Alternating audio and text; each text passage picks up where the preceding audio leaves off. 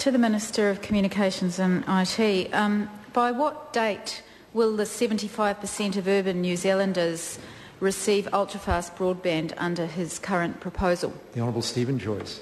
Mr Speaker, it remains the Government's intention that 75% of New Zealanders, mostly urban residents, will have access to ultra-fast broadband to the home by 2019, as stated during the 2008 election campaign, and that timetable is the one we're continuing to work to.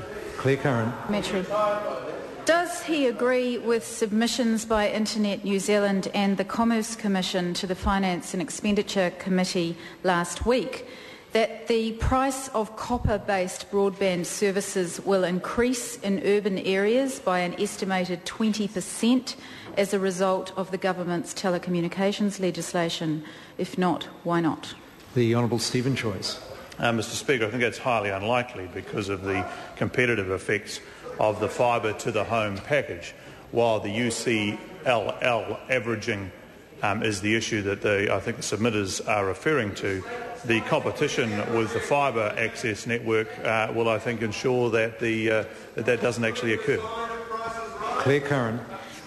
Can he guarantee that his new telco laws will not result in the cost of those existing copper services going up and a freeze in investments in service improvement, given the bulk of New Zealanders will not receive ultra-fast broadband in their homes until at least the end of 2019 and will therefore be reliant on the existing copper-based services? The Honourable Stephen Joyce. Mr Speaker, I think the member, as I say, is missing the point in terms of the investment in copper services. The point of this further investment in copper services, the point of this initiative is to encourage further investment in the fibre to the home services. Investment in copper services, new investment in copper services has been declining as a result of subloop unbundling and the ADSL work being done by Telecom, and so the fibre to the home is where I think most of the investment will occur in the future. Clare Curran. Does the migration of New Zealand consumers from copper to fibre services require the provision in his new law that prices for current copper-based broadband services be re-averaged, resulting in an up to 20% hike in urban prices in order to achieve its policy objective of 75% of New Zealanders receiving ultra-fast broadband?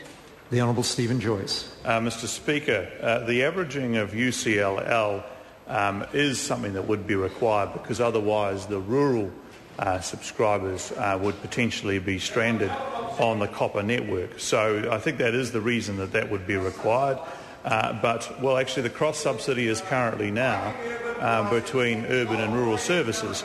But averaging the UCLL is the only practical way of dealing with this. But again, I point out that the very moderate cost, as reported in the Herald today, of between $47 and $80 per month with fibre access will ensure very competitive pricing. Clare Curran. How can the public be reassured that they're not paying too high prices now for copper-based broadband services and ultra-fast fibre broadband in the future, given that his legislation removes the ability for independent scrutiny from the Commerce Commission on pricing? Is it just because he says so? The Honourable Stephen Joyce. Well, no, Mr Speaker, and in fact the prices that have been, the wholesale prices that have been advised to the market, firstly by myself prior to Christmas last year and then subsequently in the New Zealand Herald today, point out that those prices will be very, very competitive with existing copper services, and the government has put very strong effort through Crown Fibre Holdings in obtaining those prices. And the point is that the only bit that the Commerce Commission won't have oversight is those prices themselves, and they'll be agreed by contract between CFH and the bidders and won't be able to be put up. Question number 11, Material Today. Thank you, Mr.